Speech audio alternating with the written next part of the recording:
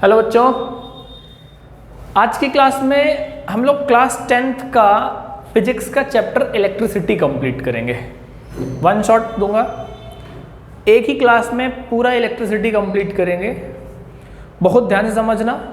Chapter 12 NCERT का है electricity. अब इलेक्ट्रिसिटी चैप्टर एक एक पॉइंट समझना, बड़े आराम से पढ़ेंगे। चैप्टर 12 है एनसीईआरटी के अकॉर्डिंग। तो अगर आप एनसीईआरटी देखते हो तो आप चैप्टर 12 पढ़ोगे, इसके जितने भी पॉइंट्स आते हैं छोटे बड़े सारा हम लोग एक ही क्लास में कंप्लीट करेंगे। बहुत ध्यान से एक एक पॉइंट समझना। सबसे पहले बात करते हैं इलेक्ट्रिसिटी होती क्या है, किसे कहते हैं इलेक्ट्रिसिटी। भैया इलेक्ट्रिसिटी है, घर आए थक के आए, तुमने पंखा चला लिया, किसकी वजह से लाया? इलेक्ट्रिसिटी। थकान थी, थोड़ी बहुत उतर गई, लाइट जलाई, पढ़ने में आसानी हो गई। Mean it is the important source of energy. इससे ज़्यादा मत समझो। इंपॉर्टेंट सोर्स ऑफ एनर्जी, ये इलेक्ट्रिसिटी एनर्जी का एक इंपॉर्टेंट सोर्स होता है। अब इसके कई सारे पॉइंट्स हैं इलेक्ट्रिसिटी में। सबसे पहला पॉइंट हम पढ़ते हैं इलेक्ट्रिक चार्ज। यहीं से स्टार्ट करेंगे। चार्ज क्या होता है, किसे कहते हैं चार्ज? चार्ज बोलो, इलेक्ट्रिक चार्ज बोलो। एक सिंपल सी बात करते हैं अगर, तो इलेक्ट्रिक चार्ज की अगर हम बात करें तो चार्ज नाम खूब सुना होगा। किस पे चार्ज है? जैसे घर में तार लगा होता है, घर वाले कहते हैं बेटा इसे मत छुओ, करंट मार देगा। देखो कहानी ऐसी है, करंट मार देगा। अब बोल तो दिया उन्होंने, लेकिन वो मारेगा क्या? शॉक लगेगा, लगता है। तो क्या करेगा? या तो वो तुमको अट्रैक्ट करेगा या वो रिपेल करेगा। ठीक है। अब किसकी वजह से करेगा? किसी भी बॉडी की इंट्रिंसिक प्रॉपर्टी, वो उसके अंदर की ही प्रॉपर्टी है जिससे वो तुमको या तो अट्रैक्टिव फोर्स लगाएगी या तो रिपल्सिव फोर्स लगाएगी। तो उसकी उस क्वालिटी को हम चार्ज कहते हैं। कहानी समझो, किसी भी बॉडी की वो इंट्रिंसिक प्रॉपर्टी जिसकी वजह से अदर बॉडी को वो अट्रैक्ट करती है या रिपेल करती है, क्या बनता है बेटा? वो चार्ज बनता है। तो चार्ज की आपको डेफिनेशन समझ में आ गई, बहुत बढ़िया, मजा आ रहा है। अब पुराना अगर हम एटॉमिक मॉडल पढ़ें कि चार्ज बनता कैसे है। अगर चार्ज को बनाने के लिए बात करें तो सपोज करो मैं सोडियम का एग्जांपल ले लूं। Na क्या होता है? फार्मूला 281। Na क्या करता है? 11 इलेक्ट्रॉन्स थे, 11 प्रोटॉन्स थे। Na ने क्या किया बेटा? एक इलेक्ट्रॉन डोनेट कर दिया, तो तुम्हारे पास क्या बन गया? Na पॉजिटिव बन गया। जब इसने एक इलेक्ट्रॉन डोनेट किया तो आप Na पॉजिटिव बनाते थे। अभी मैं कुछ बता नहीं रहा, अभी बिल्कुल बेसिक चीज बता रहा हूँ। क्लोरीन का 17 होता है एटॉमिक नंबर, तुमने क्या किया? 287 बनाया। क्लोरीन ने क्या करा? एक इलेक्ट्रॉन गेन कर लिया, तो क्या बन गया? Cl निगेटिव बन गया। तो ये पॉजिटिव और निगेटिव क्या बोलते थे तुम? चार्ज बोलते थे। तो फिजिक्स में अगर मैं चार्ज के टाइप्स पढ़ूं तो कितने प्रकार के पढ़ लिए? दो। कौन कौन से? पॉजिटिव चार्ज और निगेटिव चार्ज। पॉजिटिव चार्ज कैसे आया? जब हम इलेक्ट्रॉन डोनेट करते हैं। निगेटिव चार्ज कैसे आया? जब हम इलेक्ट्रॉन को गेन करते हैं। खैर इसकी मैकेनिज्म मैं अभी थोड़ी देर में आपको बताऊंगा, चार्ज की पूरी मैकेनिज्म बताऊंगा। ठीक है। चार्ज की SI यूनिट क्या होती है? कूलम। सबसे पहले SI यूनिट ऑफ चार्ज आप पढ़ोगे कूलम। पेन उठा के नोट भी करते रहना। कूलम होता है, रिप्रेजेंट किससे करते हैं चार्ज को? चार्ज को Q से रिप्रेजेंट किया जाता है, कूलम को C से रिप्रेजेंट किया जाता है। कहीं भी बॉडी पे अगर चार्ज आप रिप्रेजेंट कर रहे होगे तो उसको आप Q से रिप्रेजेंट करोगे। ठीक है, अच्छी बातें हैं। ये तो बेसिक टर्म्स चल रही हैं कि चार्ज की यूनिट आपने कूलम बना दिया, रिप्रेजेंटेशन इसको Q से कर दिया। ठीक है।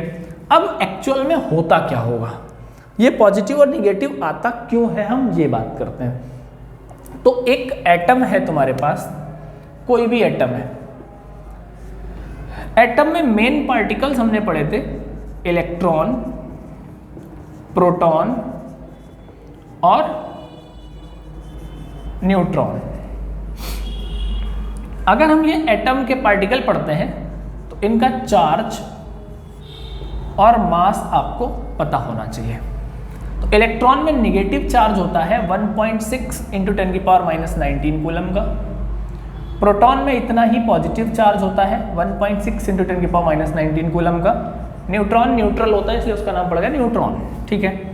इलेक्ट्रॉन का मास होता है 9.1 × 10⁻31 kg। इसका होता है 1.67 × 10⁻27 kg।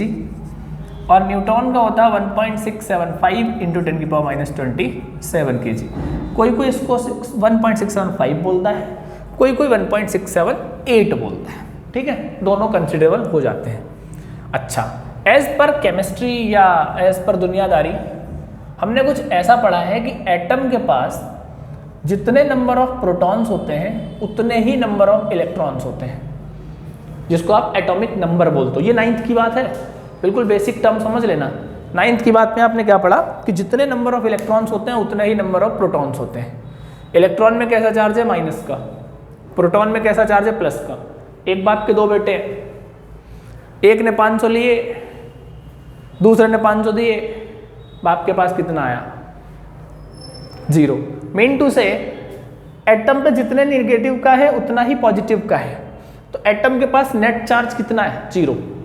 तो एटम इलेक्ट्रिकली न्यूट्रल होता है। कहानी खत्म। एटम इलेक्ट्रिकली न्यूट्रल होता है, एटम के पास कोई चार्ज नहीं होता, ध्यान रखोगे आप।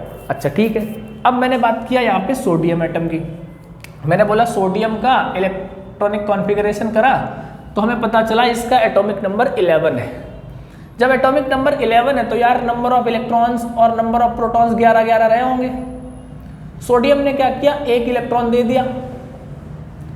तो एक बात बताओ, जब 11 इलेक्ट्रॉन थे, 11 प्रोटॉन थे और एक इलेक्ट्रॉन इससे चला गया तो कितने इलेक्ट्रॉन बचे? 10। और कितने प्रोटॉन बचे? 11। तो अब माइनस वाले तो कम हो गए ना। जब माइनस वाले कम हो गए तो नेट किसका बच गया? प्लस वाला। इस वजह से सोडियम में प्लस आता है, या कहीं पे इलेक्ट्रॉन जब चला जाएगा तो ऐसे सोचो कि उसके पास आएगा कौन, बिन बचेगा कौन? प्रोटॉन ज्यादा बच जाएगा। इक्वल अमाउंट में निगेटिव और पॉजिटिव है, निगेटिव हिस्स दिया तो बचा तो पॉजिटिव वाला ना।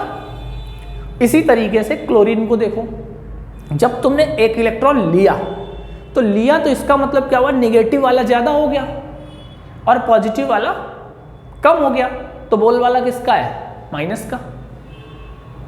बिल्कुल सही बात है ये भाई। जब बुआ नहीं आती तो मौसी का बोल वाला होता है, जब बुआ आ जाती है तो मौसी का बोल वाला नहीं होता। तो बुआ अगर प्रोटॉन है और मौसी इलेक्ट्रॉन है, तुम समझ लो कब निगेटिव चार्ज होता है, कब पॉजिटिव चार्ज होता है। तो टाइप्स ऑफ चार्जेस आपको पता लग गया ना, पॉजिटिव और निगेटिव होता क्यों है। बेसिकली ये कुछ नहीं है, इलेक्ट्रॉन के ट्रांसफरिंग से। तो इन शॉर्ट अगर मैं वन लाइन में इलेक्ट्रॉन के चार्ज की मैं डेफिनेशन बोलूं कि चार्ज क्या होता है, तो जब इलेक्ट्रॉन गया था पॉजिटिव बनाया, आया था निगेटिव बनाया, तो वन लाइन डेफिनेशन आपने क्या पढ़ ली? वन लाइन डेफिनेशन पढ़ ली कि चार्ज बनता है due to transferring of electrons. Electron transfer होंगे तो चार्ज बनेगा। मीन अगर इलेक्ट्रॉन आएगा तो चार्ज कैसा होगा? निगेटिव, और इलेक्ट्रॉन जाएगा तो चार्ज कैसा होगा? पॉजिटिव। अच्छा, अब इससे मैं बेसिक एक क्वेश्चन तैयार करता हूं। क्वेश्चन ये तैयार करता हूं कि सपोज करो एक मेरे पास बॉडी ए है, ये बॉडी बी है। इस ए ने पहले दोनों के पास चार्ज बराबर था, मास भी दोनों का बराबर है। ए ने बी को 2 इलेक्ट्रॉन दे दिए, तो भाई जाहिर सी बात है ए के पास तुम बोलोगे डबल पॉजिटिव, बी के पास बोलोगे डबल नेगेटिव। ये तो इतनी देर की बात है, ठीक, कि बी के पास जो आया वो डबल नेगेटिव आया और ए के पास जो आया वो डबल पॉजिटिव आया। क्या मास में कोई फर्क पड़ेगा? सोचो भाई, ए से चल के बी के पास 2 इलेक्ट्रॉन आ गए तो ए के पास 2 इलेक्ट्रॉन कम हो गए ना, और बी के पास 2 इलेक्ट्रॉन ज्यादा हो गए, तो ए का मास 2 इलेक्ट्रॉन के बराबर कम हो गया और बी का जो मास था 2 इलेक्ट्रॉन के बराबर ज्यादा हो गया। तो इस सिचुएशन में जो मास ऑफ एम ए होगा वो कम हो जाएगा मास ऑफ बी से। वर्ड समझ में आ गया? क्वेश्चन कभी कभी फंस सकता है, बेसिक क्वेश्चन है। ठीक है भैया, चार्ज पढ़ लिए, ये रट लेना यार, हेल्पलेस हूं मैं भी। अच्छा, इनकी डिस्कवरी किसने की थी? 9th में पढ़ी होगी। इलेक्ट्रॉन की किसने की थी? जे थॉमसन, नाम सुना है? प्रोटॉन की किसने की थी? रदरफोर्ड। न्यूट्रॉन की किसने की थी? चैडविक ने। चैडविक ने की थी। तो इसकी एक हिंदी में कहानी याद रख लो, ईट पर नाच। ईंटों के ऊपर खड़े होके नाचो। E for electron, Thomson, proton, Rutherford, neutron, Chadwick, ईट पर नाच। इसकी एक ट्रिक होती है, इलेक्ट्रॉन की डिस्कवरी किसने कर दी? जे थॉमसन ने। प्रोटॉन की किसने कर दी? रदरफोर्ड ने। और न्यूट्रॉन की किसने कर दी? चैडविक ने। ठीक है भैया।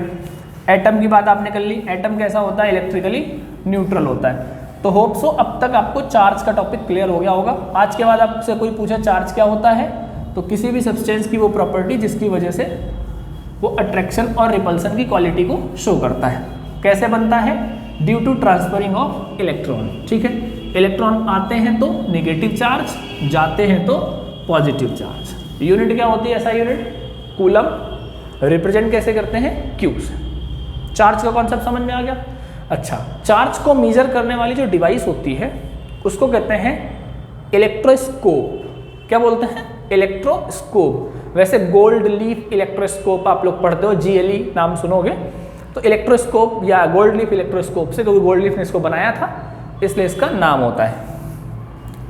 अब हम लोग इसकी प्रॉपर्टीज पढ़ते हैं कि चार्ज की प्रॉपर्टीज क्या है। सबसे पहली property quantization of charge. Quantization of charge क्या कहता है कि चार्ज जो होता है वो हमेशा क्वांटाइज्ड होता है। यार क्वांटाइजेशन का बेसिक मतलब और क्या मतलब होता है? Total charge of a body is equal to the integral multiple of charge of electron. दोबारा समझो, total charge of a body is equal to the multiple of charge of electrons. Why? Reason behind कि charge बना कब था? जब आपने electron transfer किए थे। अब जब इलेक्ट्रॉन ट्रांसफर किए थे तो मान लो 3 इलेक्ट्रॉन चले गए तो चार्ज कितना आया? प्लस के 3 इलेक्ट्रॉन के बराबर। दूसरे के पास कितना आया? माइनस के 3 इलेक्ट्रॉन के बराबर। तो Q इक्वल एन ही तो आया। तो पहली प्रॉपर्टी आपको समझ में आ गई, फार्मूला समझ में आ गया। Q equal N. Q क्या है? Total charge. N क्या है? Number of electrons. E क्या है? Charge of electron. ठीक है, समझ में आ रहा है। दूसरी बात, अच्छा ये एक बात और कहना चाह रहा है कि चार्ज कभी आपको फ्रैक्शन में नहीं मिलेगा इस तरीके से कि 3/2 इलेक्ट्रॉन। भैया 1.5 इलेक्ट्रॉन कैसे ट्रांसफर करोगे? एक बारात में मैंने बोल दिया 50 बाराती आए थे। अबे लंगड़ा भी होएगा ना तो वो भी रसगुल्ला पूरा ही खाएगा, आधा थोड़ी खाएगा। काउंट तो पूरे में होगा। 100 रुपये दे रहे होगे और किसी का 1 पाँव कम है तो तुमने कहते भैया तुम 50 ले लो, बुरा मान जाए घर जाके। तो फ्रैक्शन में चार्जेस जो होते हैं वो पॉसिबल नहीं है इलेक्ट्रॉन के चार्जेस के बराबर। ठीक है। अच्छा, दूसरी प्रॉपर्टी होती है additivity of charge. Additivity of charge क्या है? अगर मैं बात करूं तो जो सिस्टम का टोटल चार्ज होगा वो जितने भी चार्जेस होंगे उन सबके सम के बराबर होगा। स्मॉलेस्ट जितने भी छोटे छोटे चार्जेस प्रेजेंट होंगे उन सबके सम के बराबर होगा। अच्छा, ऐसा क्यों करते हैं? क्योंकि चार्ज एक स्केलर क्वांटिटी है। रट्टा मार लेना, कहीं लिख लेना। चार्ज एक स्केलर क्वांटिटी होती है, इस वजह से चार्ज एडिटिव इन नेचर होता है। अगर वेक्टर होता तो एडिटिव नेचर में नहीं होता, तब फिर हम इसको वेक्टर रूल से ऐड करते हैं। इस वजह से क्योंकि चार्ज एक स्केलर क्वांटिटी है इसलिए ये एडिटिव नेचर में होता है। ठीक। नेक्स्ट प्रॉपर्टी आती है conservation of charge. Conservation of charge क्या कहता है कि टोटल चार्ज जो होगा सिस्टम का वो हमेशा कांस्टेंट होता है। Charge can neither be created nor be destroyed. इसको केवल एक फॉर्म से दूसरे फॉर्म में चेंज किया जा सकता है बस। मीन जो भी सिस्टम का टोटल चार्ज होगा वो क्या होगा? कांस्टेंट होगा।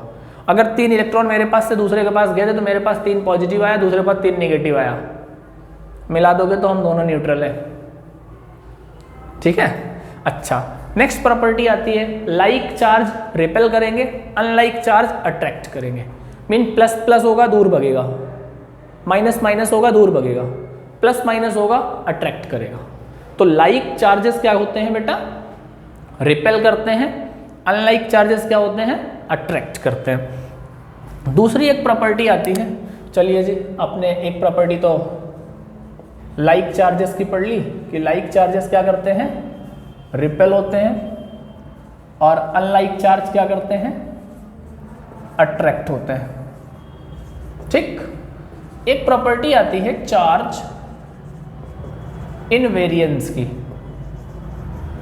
चार्ज इनवेरियंस का मतलब होता है जितना चार्ज मोशन में होगा उतना ही चार्ज रेस्ट पे होता है। जितना चार्ज मोशन में होगा उतना ही चार्ज रेस्ट पे होगा। मीन अगर इलेक्ट्रॉन से कहूं बेटा तुम दौड़ो तो दौड़ते टाइम उसका चार्ज कम नहीं होगा, ठीक है, चार्ज वही रहेगा। तो आपने प्रॉपर्टीज पढ़ ली। क्वांटाइजेशन, टोटल चार्ज होता है इलेक्ट्रॉन के चार्ज का मल्टीपल होता है। Additivity of charge, total charge होता है जितने भी छोटे छोटे चार्जेस प्रेजेंट होते हैं सबके सम के बराबर होता है।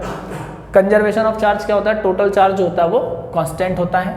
लाइक चार्ज क्या करते हैं, रिपेल करते हैं। अनलाइक चार्जेस क्या होते हैं, अट्रैक्ट करते हैं। चार्ज इनवेरियंस क्या होता है, जितना चार्ज मोशन में होता है उतना ही चार्ज रेस्ट पे होता है। मीन टू से charge is independent of motion. Charge जो होता है वो मोशन के इंडिपेंडेंट होता है। ठीक, चार्ज पढ़ लिया, चार्ज की प्रॉपर्टीज पढ़ ली। अब हम पढ़ेंगे चार्ज को बनाते कैसे हैं। तो अगर फॉर्मेशन ऑफ चार्ज हम पढ़ते हैं तो फॉर्मेशन ऑफ चार्ज में 3 तरीके आते हैं। पहला आता है चार्जिंग बाय फ्रिक्शन, दूसरा आता है चार्जिंग बाय कंडक्शन और तीसरा आता है चार्जिंग बाय इंडक्शन। तुम्हारे यहाँ चार्जिंग बाय फ्रिक्शन का टॉपिक है जिसको आप लोग बोलोगे फ्रिक्शनल इलेक्ट्रिसिटी। फ्रिक्शनल इलेक्ट्रिसिटी होती क्या है, अगर 2 बॉडीज हैं उनको आपस में रब किया जाए तो आप ये देखोगे कि उनमें छोटे छोटे पार्टिकल्स को अट्रैक्ट करने की क्वालिटी आ जाती है। अब पार्टिकल को अट्रैक्ट करने लगा इसका मतलब उसे चार्ज आ गया। तो इस तरीके से जो इलेक्ट्रिसिटी डेवलप होती है वो फ्रिक्शनल इलेक्ट्रिसिटी बोलते हैं। जैसे कॉम है, कॉम से बालों को खींचो, उसके बाद पेपर के छोटे छोटे पीसेस ले लो, तुम देखोगे कंघे में चिपक जाएंगे। तो ये कौन सी इलेक्ट्रिसिटी है बेटा, फ्रिक्शनल इलेक्ट्रिसिटी। वर्ड समझ में आ गया। अच्छा, एक क्वेश्चन यहाँ से मैं बनाता हूँ कि ड्राई हेयर्स और वेट हेयर्स, मीन सूखे बाल और गीले बाल। तुम ये देखते हो कि सूखे बालों में जब कंघी चलती है तो दिक्कत होती है थोड़ी सी बाल खींचने में, और गीले बालों पे इजीली हो जाता है। इसका क्वेश्चन ये नहीं है, क्वेश्चन ये बनता है कि सूखे बालों से जब कॉम को करते हो तो पेपर के पीसेस को चिपका लेता है, जब आप गीले बालों से बाल करते हो उसके बाद कॉम वो पेपर के पीसेस को चिपका नहीं पाता। क्यों? क्योंकि गीले बालों का जो फ्रिक्शन होता है वो कम होता है, जिसकी वजह से फ्रिक्शनल इलेक्ट्रिसिटी डेवलप नहीं हो पाती। ठीक, अच्छा, एक वर्ड आता है बेटा charging by conduction. Charging by conduction का मतलब है एक चार्ज बॉडी है, दूसरी अनचार्ज बॉडी है, और दोनों को तुमने कांटेक्ट में रख दिया। जब तुम दोनों को कांटेक्ट में रखते हो तो तुम ये देखते हो कि अनचार्ज बॉडी भी चार्ज हो जाती है। ये जो प्रॉपर्टी है ये चार्जिंग बाय कंडक्शन कहलाती है। क्या कहलाएगी? Charging by conduction. अरे यार, किसी वायर में चार्ज फ्लो हो रहा है, तुम जाके पकड़ लो, पता लग जाएगा। यहाँ पे बात कंडक्टिंग मटेरियल की हो रही है। दूसरा होता है चार्जिंग बाय इंडक्शन। वैसे तुम्हारे सिलेबस में नहीं है लेकिन इनको सुन लो, कहीं काम आ जाएगा। चार्जिंग बाय इंडक्शन ये होता है कि चार्ज बॉडी अनचार्ज है, दोनों को कांटेक्ट में न रख के पास पास रखो, तो due to spray of charge दूसरे में वो चार्ज डेवलप हो जाता है, उसको आप कहते हो चार्जिंग बाय इंडक्शन। इस पर ज़्यादा आपको ध्यान नहीं देना, चार्ज सारा पढ़ लिया आपने। अब चलो चार्ज को फ्लो कराते हैं। अभी तक आपने क्या पढ़ा? चार्ज की प्रॉपर्टीज पढ़ी, चार्ज बनता कैसे ये पढ़ लिया, चार्ज क्या होता है। चार्ज को हम फ्लो कराने गए, तो जब चार्ज हमारा फ्लो हो रहा होगा कहीं पे भी, चार्ज चलेगा, तो चार्ज चलने का मतलब होता है करंट। किसी भी चीज का फ्लो होना करंट कहलाता है। There is a basic difference between current and electric current. Current क्या है? कोई भी चीज फ्लो हो रही है, जैसे वाटर फ्लो हो रहा है, वाटर करंट है। बच्चे फ्लो हो रहे, तुम कहीं एक ही लाइन में फ्लो होने लग जाओ, स्टूडेंट करंट है। अब मैंने बोला इलेक्ट्रिक करंट क्या होगी, तो इलेक्ट्रिक करंट को आप कैसे कनेक्ट करोगे? चार्ज जहां पे फ्लो हो रहा होगा, तो flow of charge upon time. तो टाइम का मतलब क्या होता है? Rate of flow. तो इलेक्ट्रिक करंट की डेफिनेशन बन गई, rate of flow of charge through any wire of area of cross section. किसी भी वायर में एरिया ऑफ क्रॉस सेक्शन में चार्ज फ्लो हो रहा है, उसका जो रेट है वो करंट कहलाएगा। तो करंट को I से रिप्रेजेंट करते हो, चार्ज को Q से और टाइम को T से। तो आपके पास करंट क्या आ गई भैया? I equal Q upon T। तो इलेक्ट्रिक करंट की डेफिनेशन क्या बना दी आपने? Rate of flow of charge. Current का मतलब ही था किसी का फ्लो होना। तो rate of flow of charge आपको क्या कहलाती है? इलेक्ट्रिक करंट कहलाती है। ठीक है, इलेक्ट्रिक करंट कैसी क्वांटिटी होनी चाहिए? स्केलर क्वांटिटी होनी चाहिए, क्योंकि चार्ज स्केलर है। अच्छा, कुछ बच्चों का डाउट होता है, मैं यहाँ पे खत्म कर देता हूँ वो डाउट। 5 एम्पियर की करंट यहाँ पे जा रही थी, इधर 3 एम्पियर की आई, मैंने पूछा इधर कितने की आएगी, तुम पटाक से बोलोगे 2 एम्पियर। डायरेक्शन है, डायरेक्शन है तो सर वेक्टर होना चाहिए। सत्य है, बिल्कुल सच है ये बात, वेक्टर होना चाहिए। लेकिन वेक्टर क्यों नहीं है? क्योंकि बेटा वेक्टर लॉस को ओबे नहीं कर रहा, एंगल पे डिपेंड नहीं कर रहा। वेक्टर लॉस होते हैं पैरेललोग्राम लॉ, ट्रायंगल लॉ, ये सारे आप आगे क्लासेस में, हायर क्लासेस में पढ़ोगे, क्योंकि ये 10th क्लास का लेक्चर है, इसलिए केवल 10th की बात करेंगे हम। तो आप ऐसे समझो कि वेक्टर लॉ को सपोर्ट नहीं कर रहा, उसको मान ही नहीं रहा, तो हमने इसके लिए एक नाम दिया टेंसर क्वांटिटी। टेंसर क्वांटिटी वो होती है जिसमें मैग्नीट्यूड भी हो और डायरेक्शन भी हो, लेकिन वेक्टर लॉस को ओबे ना करे। तो इलेक्ट्रिक करंट कुछ ऐसी क्वांटिटी होती है टेंसर। अब क्योंकि अगर टेंसर आपके ऑप्शन में नहीं है तो आप स्केलर बताओगे, अगर टेंसर आपके ऑप्शन में नहीं है तो आप क्या बताओगे? स्केलर बताओगे। वर्ड समझ में आ गया? अच्छी बात है। तो क्या क्वांटिटी आपने रखी? इसको स्केलर की फॉर्म में रख दी। ठीक है सर, आपने कह दिया, हम रट लेते हैं, हम रटो मत, समझा रहा हूँ। Unit of I, unit of I अगर देखते हो तो चार्ज की क्या बताई अभी? कूलम। टाइम की क्या बताई? सेकेंड। तो करंट की यूनिट क्या मिल गई? कूलम पर सेकेंड, या इसकी एक दूसरी यूनिट होती है एम्पियर। बचपन से सुनते आ रहे हो, चलो बचपन से सुनते आ रहे थे, तो मैंने बोला डिफाइन 1 एम्पियर। डिफाइन 1 एम्पियर तुमने क्या बोला? अगर 1 कूलम का चार्ज 1 सेकेंड तक फ्लो होता है तो 1 एम्पियर हो जाएगी। मतलब अगर 1 कूलम का चार्ज किसी वायर में 1 सेकेंड तक फ्लो कराया जाए तो उसकी जो करंट बनेगी वो 1 एम्पियर बनेगी। बट समझ में आ गया? 2 टाइप की करंट होती है, स्टेडी करंट, कांस्टेंट करंट जा रही है, वेरिएबल करंट जो कम ज़्यादा हो रही है। ठीक है, इलेक्ट्रिक करंट का बेस क्लियर।